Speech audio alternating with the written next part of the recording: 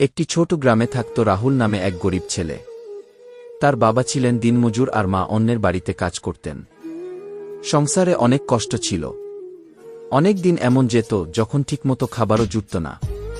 রাহুল ছোট থেকেই পড়াশোনা খুব ভালোবাসত, কিন্তু টাকার অভাবে তার স্কুল ছেড়ে দেওয়ার অবস্থা হয়েছিল।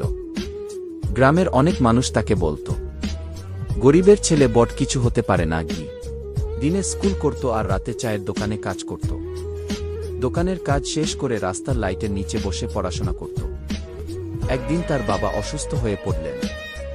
সংসারের সব দায়িত্ব রাহুলের কাঁধে এসে পড়ল। তবুও সে নিজের স্বপ্ন ছাড়েনি। সে মনে মনে বলেছিল, আজ কষ্ট আছে, কিন্তু একদিন আমি সফল হবই।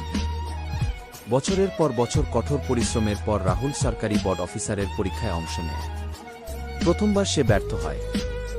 সবাই আবার হাসাহাসি শুরু করে, কিন্তু রাহুল এবার আরও বেশি পরিশ্রম করল। অবশেষে একদিন ফল প্রকাশ হল। পুরো গ্রামের মানুষ অবাক হয়ে গেল। রাহুল পরীক্ষায় পাস করেছে এবং বোর্ড সরকারি অফিসার হয়েছে। যে মানুষগুলো একদিন তাকে অপমান করত, আজ তারাই তাকে সম্মান করতে লাগল।